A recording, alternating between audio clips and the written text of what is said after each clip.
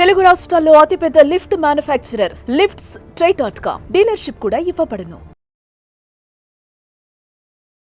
నమస్తే మదేవరకొండ గారు. నమస్తే అమ్మా. కన్యా రాశి వారికి గనుక మనం చూస్తే ఎస్పెషల్లీ మగవారికి ఏ విధంగా ఉంటుంది అంటారు? గుణగణాలు ఏ విధంగా ఉండే అవకాశం ఉంటుంది? చాలా మంది అడిగేది ఏంటంటే, ఒక సంవత్సరం దాటి ఇంకొక సంవత్సరంలోకి అడుగుపెట్టిన తర్వాత ఈ సంవత్సరంలో మార్పులు ఏంటి? ఏ ఏ విషయాలలో కలిసి వస్తూ ఉంటుంది?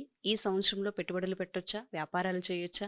వ్యాపారంలో ఏ వ్యాపారాలు చేస్తే మాకు కలిసి వస్తాయని అడుగుతూ ఉంటుంటారు. సో మగవారికి గనుక మనం చూసుకుంటే ఓవరాల్ గా ఏ విధంగా ఉండే అవకాశం ఉంటుంది అంటారు? మీరు కన్యా రాశి గురించి అడుగుతున్నారు, అందులోనూ వ్యాపారం గురించి గుచ్చు అడుగుతుంటే, కన్యా రాశి వారికి వ్యాపారం చాలా అద్భుతం అండి. ఆ విషయం మీకు తెలిసన్నారో తెలియకన్నారో, కన్యా రాశి వ్యాపారానికి పెట్టింది పేరు. కలిసి వస్తుంది వాళ్ళకి. అద్భుతంగా వాళ్ళు వ్యాపారమే చెయ్యాలి. ఎందుకంటే కన్యలో బుధుడు స్వోచ్చ స్థానంలో ఉంటాడండి. స్వక్షేత్రము ప్లస్ ఉచ్చ బుధుడికి, శుక్రుడు నీచ స్థితిలో ఉంటాడు. సో ఎప్పుడైతే ఈ రకమైనటువంటి కలయిక ఉంటుందో, కన్యా రాశి వాళ్ళు జనరల్గానే చాలా సాఫ్ట్ పీపుల్, చాలా క్యాలిక్యులేటివ్ పీపుల్, చాలా టెక్నికల్గా వాళ్ళు ఎంత డీప్గా ఆలోచిస్తారంటే, నేను ఎదగాలంటే ఇక్కడ దీన్ని ఎలా, ఈ సోర్సెస్ని ఎలా యూస్ చేసుకోవాలి, ఎక్కడి నుంచి ఎదగాలంటే నేను ఏం చెయ్యాలి, ఎలా చేస్తే బాగుంటుంది, 10 మందికి సలహాలు ఇవ్వాలంటే కన్యా రాశి వాళ్ళ దగ్గరే మనం తీసుకోవచ్చు. మనకి ఏదైనా మనకి హెల్ప్ కావాలంటే కన్యా రాశి వాళ్ళ దగ్గర తీసుకోవాలి. ఎందుకంటే ఎంత సేఫ్ సైడ్లో ఉండాలంటే మనం ఏం చేయాలనేది కన్యా రాశి వాళ్ళ దగ్గర నుంచి తెలుస్తుంది మనకి. ఒక అంబానీ, లేకపోతే ఇక పెద్ద పెద్ద ఆదాని, వీళ్ళందరూ కూడా బిజినెస్లో ఎందుకు అంత సక్సెస్ఫుల్ అయ్యారండి? సాధారణంగా ఉండేటువంటి వాళ్ళు ఎందుకు సక్సెస్ అవ్వలేకపోతున్నారంటే, భద్ర మహాపురుష యోగం అని ఒక యోగం ఉంటుందండి, శశ మహాపురుష యోగం అని ఒక యోగం ఉంటుంది. ఈ 2 యోగాలు ఎవరి జాతకంలో ఉంటే వాళ్ళు ఆ స్థాయికి వెళ్తారు. ఓకే. భద్ర మహాపురుష యోగం ఈజ్ డిసైడెడ్ బై మెర్క్యూరీ, అంటే బుధుడు. మెర్క్యూరీ చేతిలో ఉంటుంది. బుధుడు కనుక సోచ్చ స్థానము, అంటే ఈ కన్యా రాశిలో కనుక ఈ బుధుడు ఉండి, అది ఏ 5th అండ్ 9th లో ఉన్నాడు అనుకోండి హౌస్లో, భద్ర మహాపురుష యోగం పడుతుంది. తర్వాత శశ మహాపురుష యోగం శని వల్ల పడుతుంది. సో ఇక్కడ కన్యా రాశి వాళ్ళకి బిజినెస్ టెక్నిక్స్ జనరల్గానే బై బర్త్ వాళ్ళకు ఉంటాయి డిఫాల్ట్గా. వాళ్ళు దాన్ని డెవలప్ చేసుకోగలిగితే, వాళ్ళ ఇంటర్నల్ జాతకంలో భద్ర మహాపురుష యోగం కానీ, శశ మహాపురుష యోగం కానీ, లేకపోతే ఈ భద్ర మహాపురుష యోగం ఉన్న జాతకులకి మాళవ్య మహాపురుష యోగం పట్టిందనుకో సూపర్ స్టార్స్ అవుతారు. ఎగ్జాంపుల్ రజనీకాంత్. అంటే వాళ్ళకి మార్కెటింగ్ తెలుసు, వాళ్ళకి పెద్ద మార్కెట్ ఉంటుంది, వాళ్ళ ఫేస్ వాల్యూకి చాలా మార్కెట్ ఉంటుంది, వాళ్ళకి కళలు ఉంటాయి మాళవ్య మహాపురుష యోగం కాబట్టి.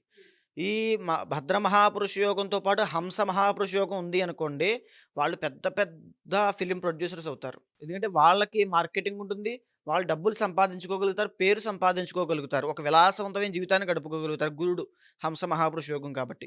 అంటే ఎందుచేత చెప్తున్నానంటే, కన్యా రాశిలో బుధుడు స్వోచ్చ స్థానం అండి. సో ఖచ్చితంగా వీళ్ళు బిజినెస్ చేస్తే చాలా అద్భుతంగా రాణించగలుగుతారు. కాబట్టి ఇంటర్నల్ జాతకంలో ఎప్పుడైతే వీళ్ళకి జాతకంలో బుధుడు బాగున్నాడా, వ్యాపారం పెట్టాల్సిందే ఖచ్చితంగా. ఏ వ్యాపారం పెట్టాలనేది ఇంటర్నల్ జాతకం మీద ఆధారపడి ఉంటుంది. అమాత్య కారక గ్రహం ఏమిటి, దేంతో రూల్ చేయబడుతోంది, 10th హౌస్ అనేది, 10th హౌస్లో ఏ ప్లానెట్స్ ఉన్నాయి, ఏ దృష్టి వీక్షణలు ఉన్నాయి చూసిన తర్వాత నిర్ణయించబడుతుంది. అయితే ఈ కన్యా రాశి వాళ్ళకి కొన్ని నెగిటివ్స్ ఉంటాయి, కొన్ని పాజిటివ్స్ కూడా ఉంటాయి. ఇప్పుడు ముఖ్యంగా మనం కన్యా రాశికి సంబంధించి చూస్తే, 4వ స్థానం 4th and 7th lord ruled by Jupiter అండి. అంటే పూర్ణ పాపి గురుడు, వీళ్ళ జాతకంలో పూర్ణ పాపత్వం పడుతున్నాడు. కుటుంబపరమైనటువంటి ఇబ్బందులు ఉంటాయి.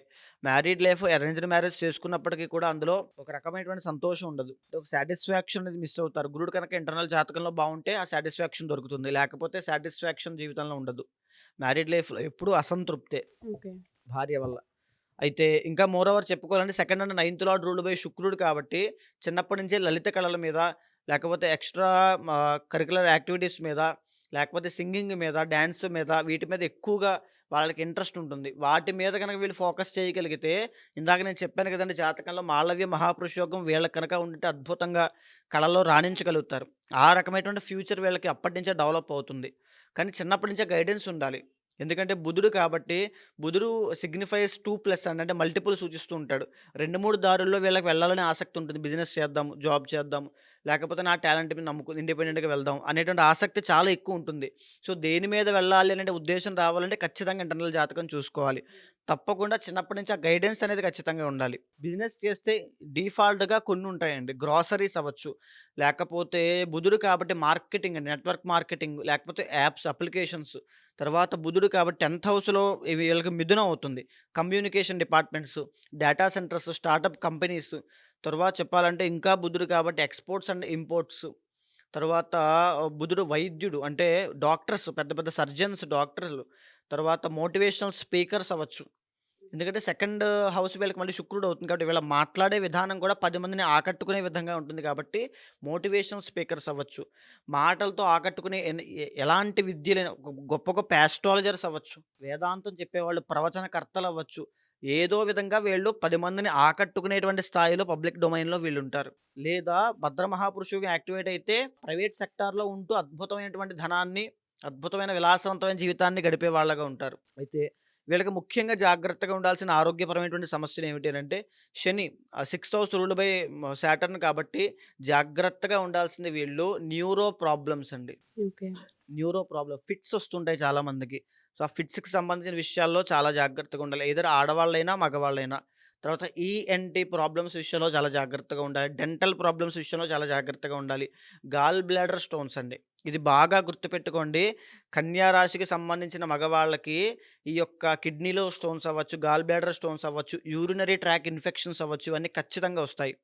స్కిన్ ఇన్ఫెక్షన్స్ కూడా. బ్లడ్‌కి సంబంధించిన విషయాల్లో కూడా చాలా జాగ్రత్తగా ఉండాలి.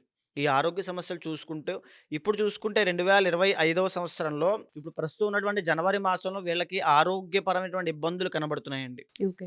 ఆరోగ్యపరంగా వీళ్ళు చాలా జాగ్రత్తగా ఉండాలి. అదేవిధంగా మార్చి 30వ తారీఖు తరువాత జరిగేటువంటి శని యొక్క ట్రాన్సిట్ వల్ల వీళ్ళకి పెద్ద ఎఫెక్ట్ ఏమి ఉండదు. సో, ఎందుకంటే సెవెంత్‌లోకి యొక్క శని వస్తున్నాడు కాబట్టి అంత ఎఫెక్ట్ ఉండదు. కానీ మ్యారీడ్ లైఫ్‌లో చిన్న చిన్న ఇష్యూస్, డిస్టర్బెన్స్ వస్తాయి. సో, దాన్ని ప్రతి శనివారము శని స్తోత్రం చదువుకుంటే సరిపోతుంది. అదేవిధంగా గురుడు జాతకంలో దశమ స్థానంలోకి రాబోతున్నాడు.